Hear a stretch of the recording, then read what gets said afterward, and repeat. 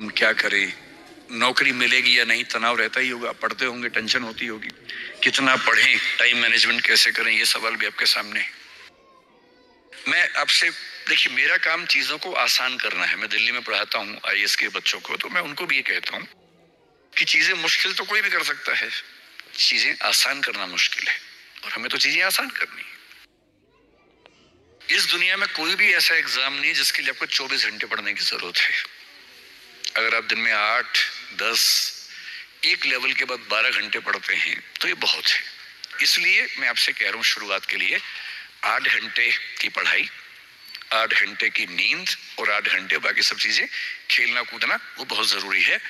यहीं से बात आती है मोटिवेशन की। एक ही है कि हमारा मोटिवेशन हमेशा कैसे रहे, और एक ये कि कभी कभी स्ट्रेस ज्यादा हो जाता है, उस समय हम कैसे मैनेज करें।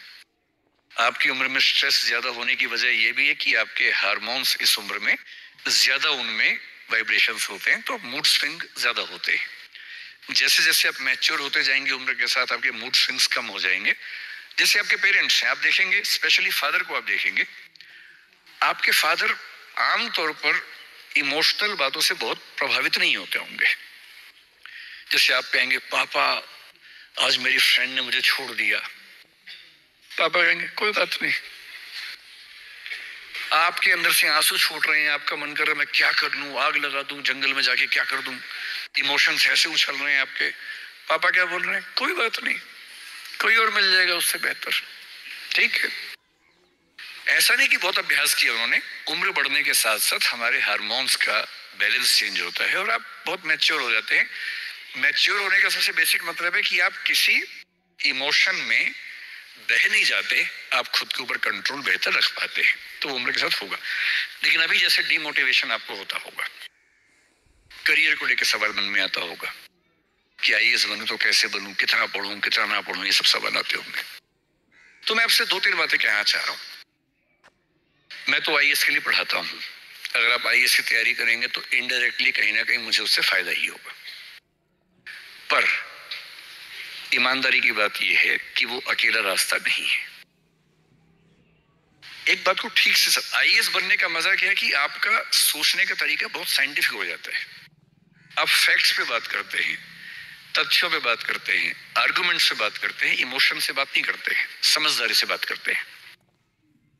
हमारे देश में जो आबादी है, वो आबादी, अब सेंसस जब भी होगा पता लगेगा, पर हम मान के चलते हैं कि वो आबादी लगभग 145 करोड़ के आसपास इस समय हो चुकी है, पूरे इंडिया की बात अगर हम करें। 145 करोड़ में से अगर मैं कहूं कि जो लोग 21 साल या 18 साल से मान लीजिए 30 की उम्र के बीच में है, इन 12 साल में है, मेरे ख्याल से ये आबादी भी कम से कम 12, 15, 20 करोड़ के आसपास तो होगी ही होगी। अगर ये 20 करोड़ लोग सोचे कि मैं आईएएस बनना है, इनमें आधे भी सोच लें, 10 करोड़ सोच लें, आपको ये समझना है कि आईएएस पूरे भारत में कुल मिला के 6000 होते हैं, जिनमें से भी 5000 लोग हैं।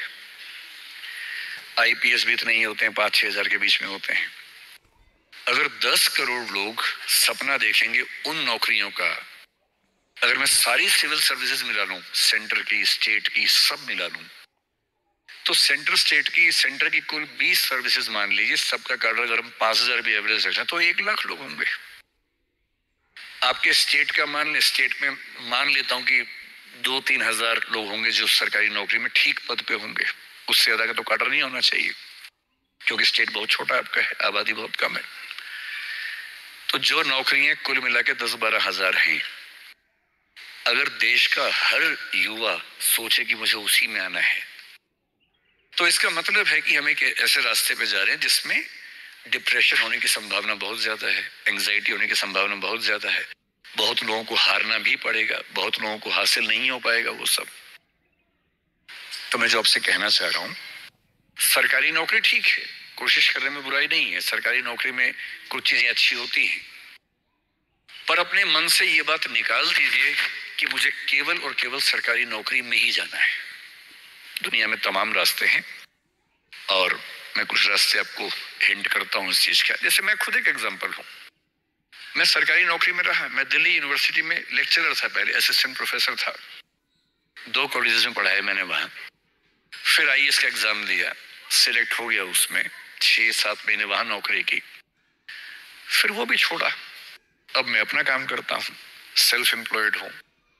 और मैं ईमानदारी से आपसे कह रहा हूं, आप जब भी कोई फैसला करेंगे अपने बारे में, कभी ना कभी आपको फील होगा, बेशक 1 सेकंड के लिए, कि आपने गलत किया।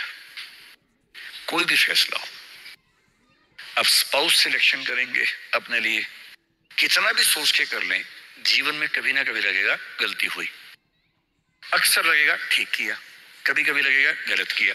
और ऐसा नहीं कि आपने एक्स के बदले वाई किया होता तो नहीं लगता, तो भी लगता है। दिक्कत ये नहीं है कि मैं एक्स को चुनूं या वाई को चुनूं, आप जिसको भी चुनेंगे पूरा पैकेज साथ में आता है, अच्छी चीजें भी खराब चीजें भी। जो अच्छा आएगा उस पर आपका ध्यान नहीं जाएगा, क्योंकि वो तो फॉर ग्रांटेड है। जो मिल जाता है वो मिट्टी हो जाता है, कोई वैल्यू नहीं करता उसको। जो मिस हो जाता है वो चुभता है।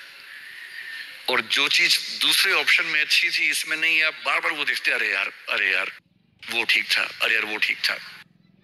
जबकि वहां 12 प्रॉब्लम्स थी, यहां 2 प्रॉब्लम है। पर हमारी ह्यूमन कॉन्शियसनेस ऐसी है कि जो छूट गया उस पर नजर ज्यादा जाती है।